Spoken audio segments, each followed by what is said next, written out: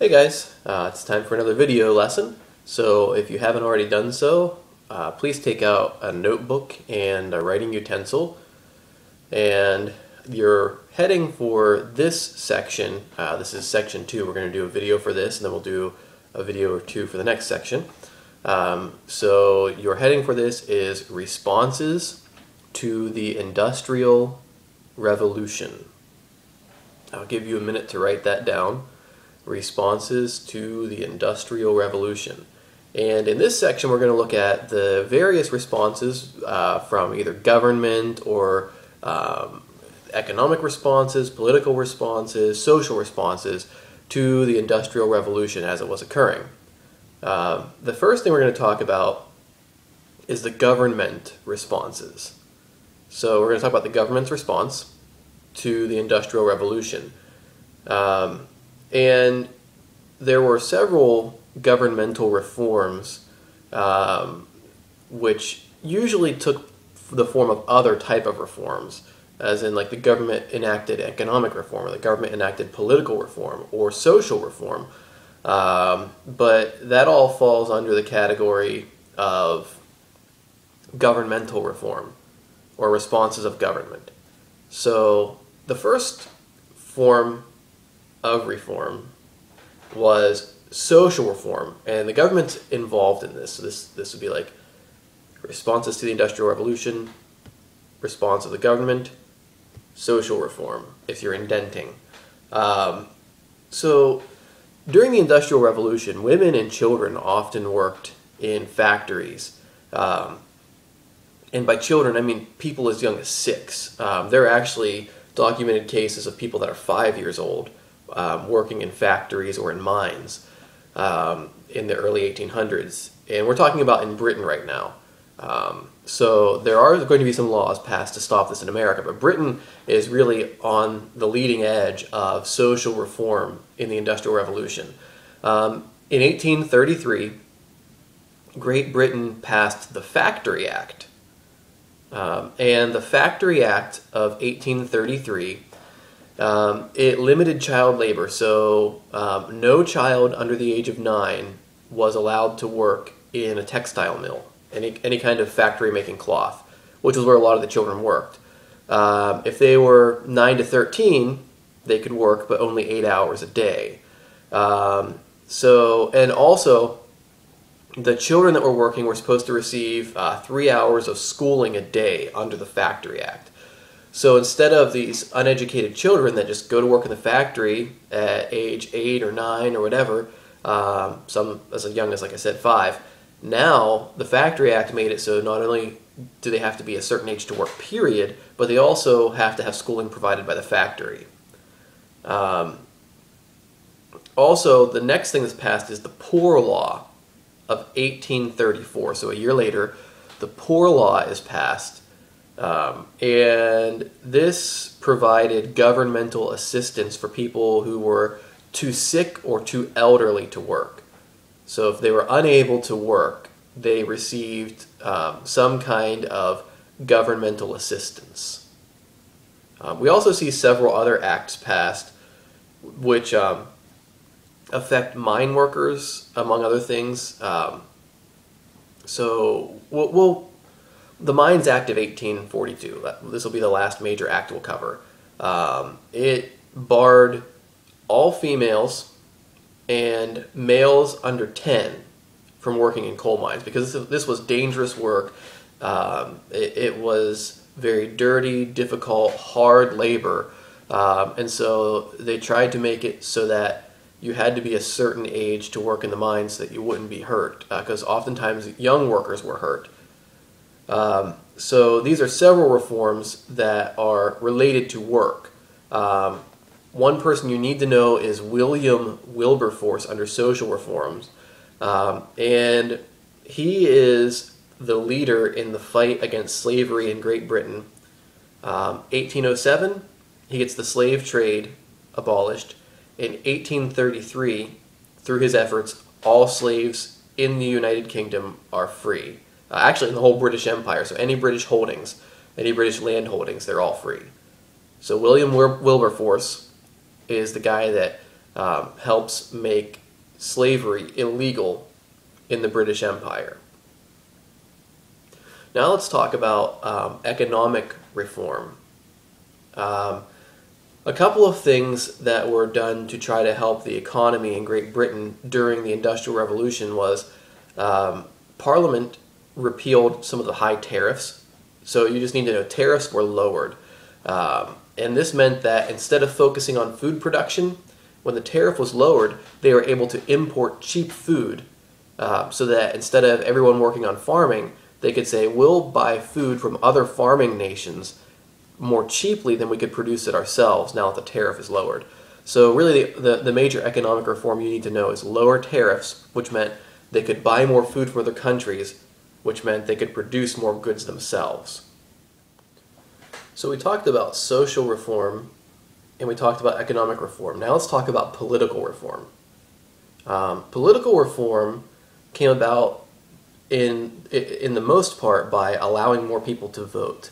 So it was actually called the Reform Bill of 1832. So you should put that in your notes. The Reform Bill of 1832. And this allowed people who previously you had to own a bunch of land in Great Britain to be able to vote. This lowered land requirements so that more people were able to vote. It actually increased the voting population by about 50%. And in 1867, they passed another voting bill that allowed even more people to vote. But what I want you to know is Reform Bill of 1832.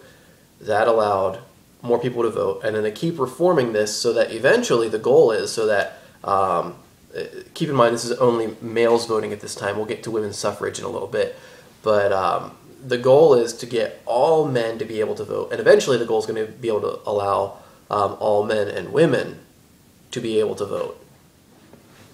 Alright, now we're going to move on to what you had worked on in your worksheets the last time you had class, and that is the ideas of the socialists. So if you want to put a heading in your notes, it would be Ideas of the Socialists, and we'll make this a subheading.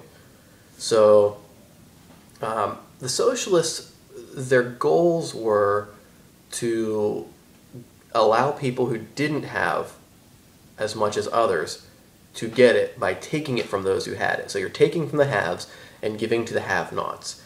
And we'll cover two of their main premises.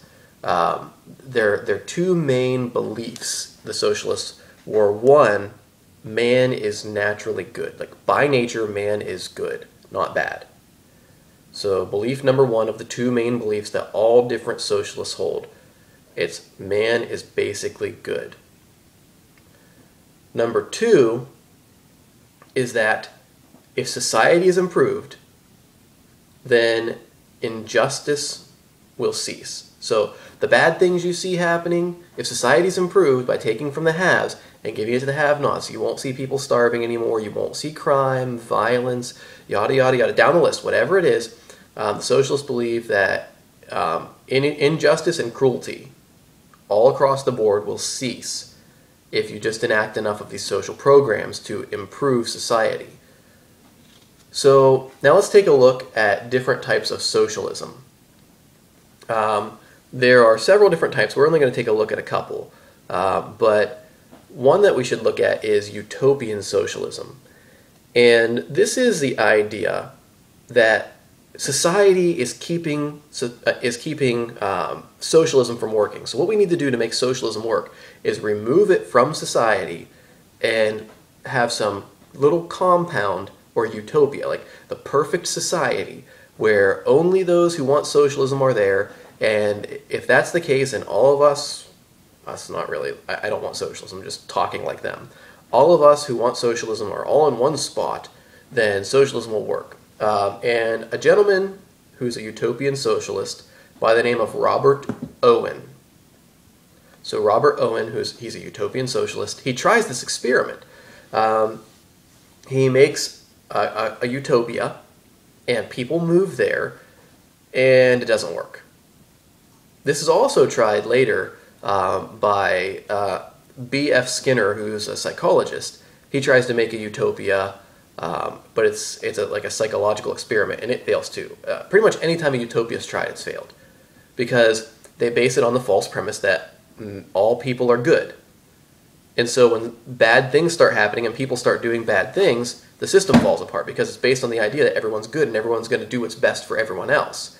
So utopian socialism was tried and failed. Next we have Marxism.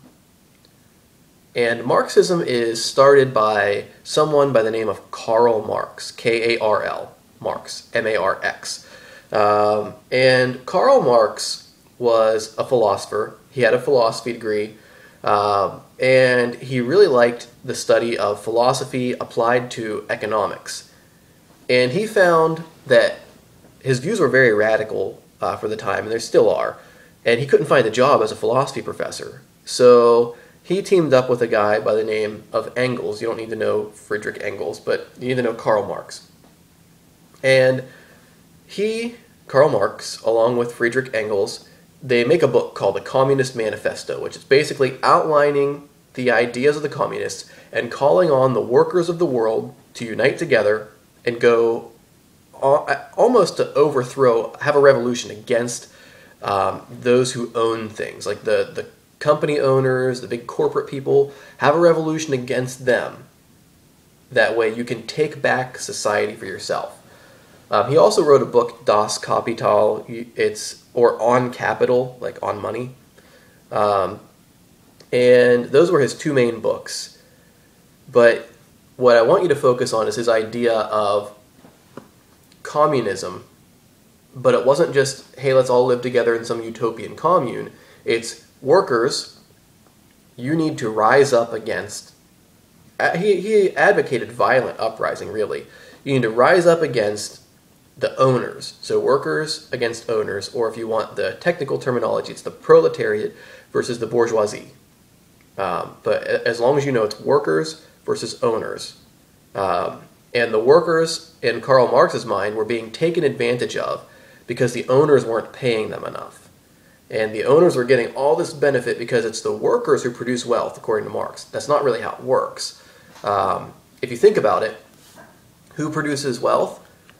Well, the person who came up with the idea that's being used, Henry Bessemer, came up with the Bessemer process to create steel. He's the one that is actually producing at the base level the wealth, because had it not been for his idea, none of the workers would have jobs in the steel industry. But Marx flipped it around, turned it upside down, turned it on its head, so it was the other way around. All right, last thing we're going to talk about is the Christian responses to the Industrial Revolution. And these are people who help society without trying to socialize society, without trying to take from the haves by force, by government, and give to the have-nots. They relied on people to, of their own free will, donate or volunteer and participate. One person, Robert Raikes, that's R-A-I-K-E-S, Robert Raikes. He developed Sunday School. And now Sunday School wasn't what it is today. Sunday School was a ministry to try to educate young factory workers, children who were working in the factories who didn't know how to read and write. And Robert Raikes did this by also trying to teach them truths of Christianity. So he would teach them how to read and write, but he would also teach them the gospel while he was doing this. Another thing that was created by a man by the name of George Williams was the YMCA. Now the YMCA, they recently changed its name officially. It used to be called the Young Men's Christian Association.